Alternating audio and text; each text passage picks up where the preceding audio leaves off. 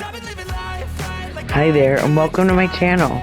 If you would please hit the subscribe button on your way in, I would greatly appreciate it. And if you like what you see, hit the like. It's free and it helps get me out in that algorithm. Alright, let's get on to today's topic. So first, I just want to say, it's been a week with all of this Brian Kohlberger stuff. And I have been asked here and there, why haven't I spoken on it? And I'm just going to say this. I am new at this. I have not followed that case from beginning to end. I started to catch up near the end when all of this was coming to fruition again.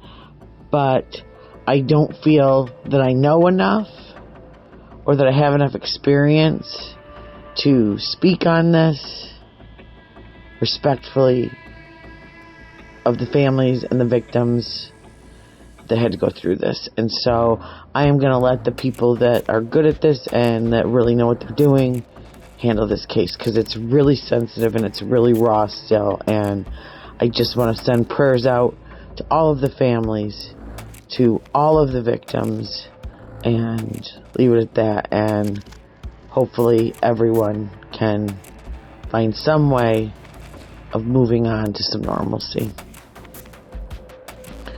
So now I am going to begin with what I am going to cover today, which was, I find these stories just because of sleeplessness, because of whatever, they just come to me. I don't ever pick a story ahead of time. I usually am looking for something else and something kind of falls in my lap and interests me, and then I think it's going to interest you.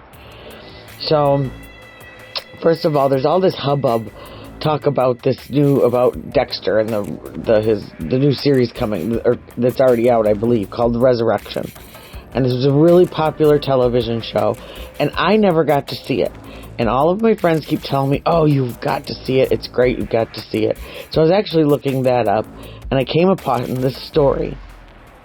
Now, this story starts in October of 2008 in Alberta, Canada. And it starts with a man who meets a woman on a website called Plenty of Fish. A lot of us are familiar with that. It's a dating website. And they talked for a little while, and they finally decided to meet. And she told him when he got to her house to go in through the garage, and she would leave it open for him just to walk in. So he's running a little bit late, but he gets there. He walks into the garage. And after he walks, he said he felt a little funny because it was real dark in there and there was nobody there. But he still walked in anyway, and all of a sudden someone stepped out from behind him and attacked him. When he turns around, he sees a man with a painted up hockey mask, and he realized all of a sudden, I've been tricked. He said the man hit him with something, then taped his eyes and mouth shut and made him get on the floor. At that point, he decides, all right, I have got to get away. And as he wrestles with the attacker, he realized that this man was holding a gun.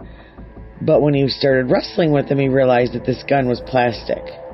So he knew, all right, I'm probably going to be able to get away. So he punches him, and after he punches him, though, he realized he had absolutely no strength. He couldn't figure out what was going on. And all of a sudden, he realizes, because I believe he saw it in his hand, he had been hit with a stun gun. So however it happens, he ends up rolling out of the garage to try to get away. Well, his attacker goes back, grabs him by the feet, and pulls him back in. They start to fight again, but he manages to get away.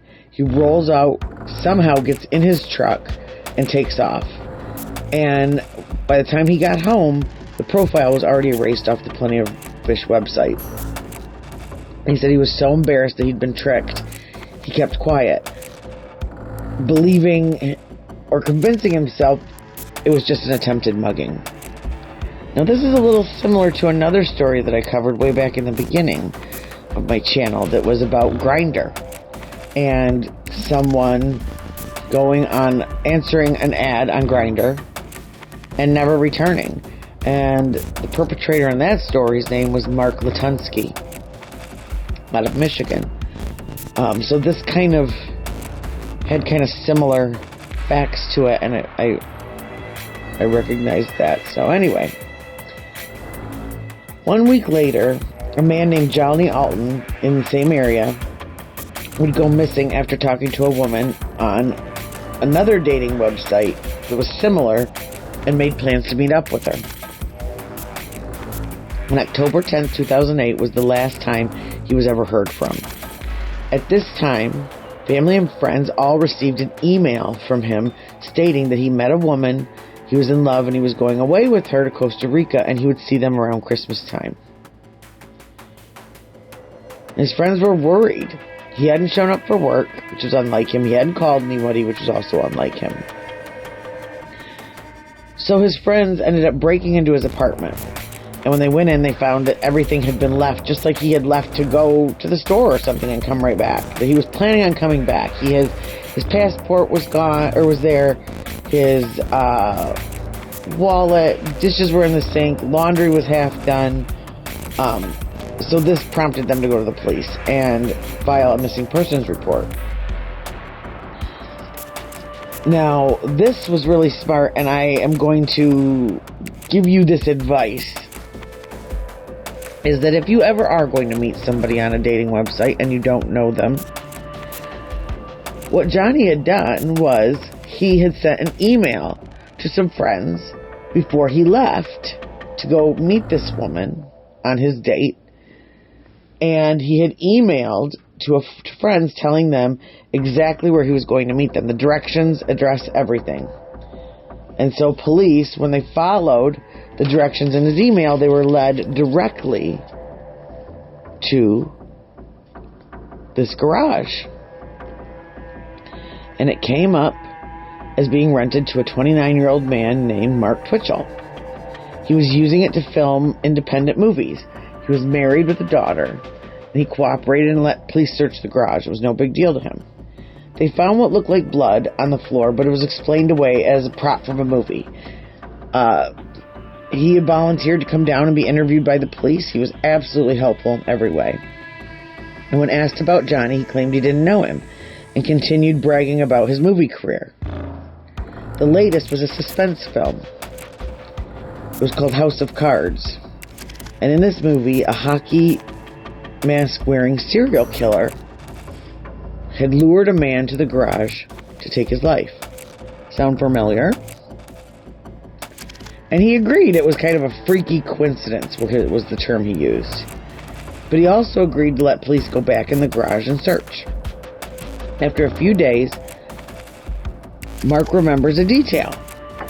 And he calls and he said, I did buy this red car off of this guy. Now let me rewind a little bit, as one of the things that was also missing along with Johnny was his red Mazda. So now here we have Mark calling saying, I forgot. I bought a red car off of a guy a couple days ago. He said that he was out and about and this man had knocked on his door offering to sell him this car for $40 because he had met a rich woman that was going to take care of him, that they were running away together. And the car happened to be the same make and model as Johnny's. He forgot to mention this earlier. They didn't believe him, but they had no hard evidence. They find an interview to the actor that was playing the victim in the movie, and he said he felt rattled when he found out that certain props in the garage, like samurai swords, were weird. When police asked how much of the blood spilled in the garage could be connected to filming, he was confused and said none, because he had not really wanted to do this with these real weapons. Then they found Mark's laptop, and on that laptop they found a deleted document labeled SK Confessions. It told a story very similar to the story in the movie Mark was making. The details were scary. Was this a screenplay or an actual confession? When they interviewed his wife, she reported a strained marriage and that Mark had an affair. He had been telling his wife he was going to work every day, but he didn't have a job. He'd been asking friends to donate to this movie project, and that's how he was living off of their money. This document also mentioned similar situations. The clincher was his Facebook profile, and it was obvious obsession with the show and character Dexter. He even went so far as to create a profile as the Dexter character. Eventually, he met a woman named Renee and began kind of a flirtatious relationship that turned into kind of a scary one. Renee at the time wanted her ex's new girlfriend dead, but didn't have the nerve to do it, according to her. And when she asked Mark how he would do it and get away with it, he described a scene right out of Dexter. You cut her up, put her in trash bags, rent a boat, and dump her in a lake. A few days later, during a conversation, he had told her that he had crossed the line and he really liked it. She instantly suspected that he had murdered someone. When they finally processed the car, they found Johnny's blood in the trunk. So the police set Mark up with a fake investor, and when he showed up, they arrested him. He was so scared, he wet his pants. They ended up charging him with first-degree murder. He remained silent, but police believed his SK confessions was what he had done to Johnny. But they still had a victim in the SK confessions document that had gotten away. If this was a true confession, they needed to find that man. It would solidify the factuality of this SK confessions document. So they showed the painted ski mask that was said to be used during both crimes in the SK confessions, and a man named Gilles came forward. The first man told police his story, and it was an exact match to the story in the SK confessions about the person that had gotten away. He said, and in these confessions, Mark said he had learned from the first man that a taser didn't work, so he used a pipe on his next victim to knock him out. After researching the garage again, they found evidence that he had hit, stabbed, and dismembered Johnny. They found blood, they found a tooth, amongst other things. They also found a barrel where he had tried to burn the remains and did not succeed. And finally, dumped Johnny in a sewer after dismembering him. But he refused to say where. After a year and a half, Twitchell finally mapped out where he had dumped Johnny. He claimed both incidents were publicity stunts to advertise for his movie that had gone horribly wrong. Unfortunately for Mark, it took jurors only 5 hours to find him guilty. They did not believe this, and he was charged. He ended up getting a sentence of 25 years to life. And recently I found out that he was allowed in 2019 to sign up on another online dating site while he was in prison. The site's still been shut down, but come on. As of late, there has been a book that has been written about this. And recently, the author sold his rights, so a possible movie deal is coming in. So we might see that. But there's something else interesting. I went and I did some digging, and I found the SK document, the SK confessions document, and it's 42 pages long. So in my next video, it's either going to take me 1 or 2, depending on how long it takes me. I will be reading that because I did download it and print it. But what do you think? How scary that someone could obsess over this TV show to the point of trying to work it out in real life. And here this guy was living a completely double life. Now, his wife didn't know what was going on in his life. And it's also, again, I'm going to go back to safety online. Always let somebody know where you're going and when you'll be home.